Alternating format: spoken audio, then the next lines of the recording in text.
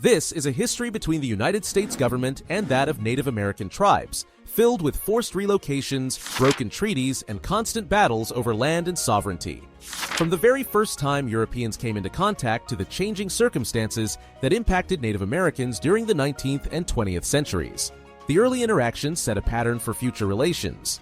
While treaties were set up to mark boundaries with promises of peace, these agreements often tilted in favor of U.S. interests. The 1868 Treaty of Fort Laramie had promised the Great Sioux Reservation, including the Black Hills, to the absolute and undisturbed use of the Lakota. The discovery of gold in 1874 brought on U.S. violation, and after hostilities ensued, the result was the Black Hills War. Even when, in 1980, the Supreme Court ruled that indeed this land had been seized unlawfully and ordered monetary compensation, the Lakota Sioux refused the monetary settlements and pressed on for the return of their sacred territory. The policy of treaty-making that initially defined U.S. Native American interactions gave way to strategies of assimilation and expansion. The Indian Removal Act of 1830 was signed into law by President Andrew Jackson. This law forced tribes to relocate to lands west of the Mississippi River. Initially described as a means of preserving the integrity and independence of the tribes, the practice was far more brutal. The Cherokee had been one of the most affected tribes under this policy, and during their forced relocation, known as the Trail of Tears, over 4,000 Cherokee died from disease, exposure, and starvation. A horrible act cloaked in the terminology of a peaceful removal. Such actions highlighted one thing: agreements or promises by the U.S. government were often overturned or reinterpreted when expansionist goals were involved. Allotment and assimilation, starting in the mid-19th century, signaled the beginning of a profoundly different era in tribal life. The Dawes Act attempted to dissolve the communal holding of lands, dispensing plots to specific Native American families. Remaining land was sold to non-native settlers, further hastening the loss of tribal lands. The results were dire. By 1934, Native American land holdings had shrunk to only 48 million acres from the 154 million acres controlled in 1887.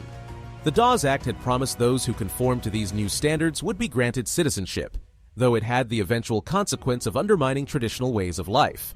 The policy summarized the belief that assimilation into American culture was essential for Native survival, a belief captured in the phrase "kill the Indian in him and save the man," as promoted by supporters of Indian boarding schools. Land seizure and loss of autonomy reached a peak when the bison, a vital resource for many Plains tribes, was hunted to near extinction. The collapse in the bison population from an estimated 30 million to a few hundred by the late 1800s did not happen by accident. Government officials and settlers encouraged the slaughter as a means to weaken Native American resistance. Without the bison, the tribes lost their source of food, material for clothing and shelter, and items of trade. As a result, the tribes were destabilized economically and socially without this crucial resource. This policy targeted the very heart of Native American survival, forcing them to become dependent on government provisions. Violence erupted as the Plains tribes confronted the loss of resources and land. One of the most tragic examples is the Wounded Knee Massacre of 1890. Among the Lakota and other tribes, there was a sudden growth in the ghost dance movement, a spiritual exercise promising the return of ancestors and the restoration of lands lost. Its message, deeply rooted in cultural and spiritual restoration, was viewed with suspicion by U.S. authorities, who believed it might stir up further resistance. On December 29, 1890, the U.S. Army surrounded several Lakotas near Wounded Knee Creek. A scuffle erupted into a shot, whose origin nobody knew, and the troops began firing indiscriminately. The result was the killing of more than 250 Lakotas, including women and children. This massacre marked the end of significant Native American armed resistance and became a symbol of how deep the violence underpinning all U.S. policy toward Native control was. For the early part of the 20th century, Native Americans retained a subordinate status. In 1928, the Merriam Report revealed the severe poverty and very poor conditions on most reservations. Many Native Americans suffered from malnutrition, lack of health care, and minimal educational opportunities. The report was highly critical of the policies that enforced assimilation without considering the well-being of Native communities. It asserted that all attempts to absorb Native Americans into mainstream American life had failed to improve their living conditions. This era called for reform and introduced the Indian Reorganization Act, IRA, of 1934.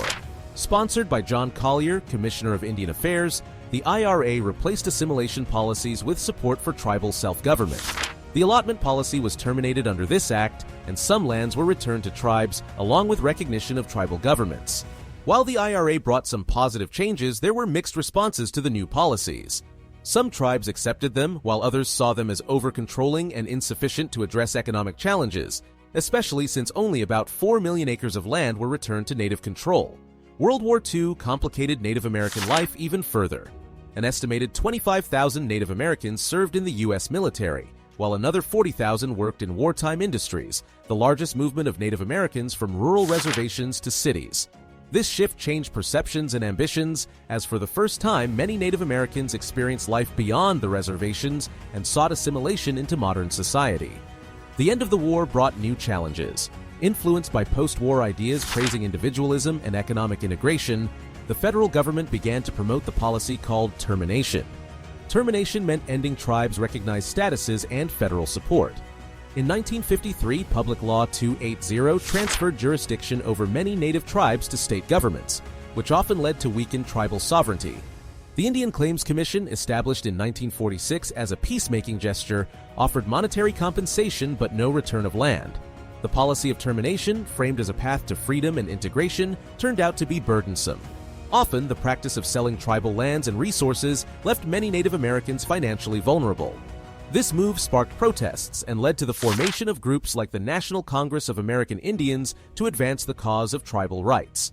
Termination failed as the economic and social problems worsened for the affected tribes, and by the 1960s, calls for self-determination grew stronger. With the formation of the American Indian movement, inspiration finally seemed to strike in the 1960s, and a new era of Native activism began.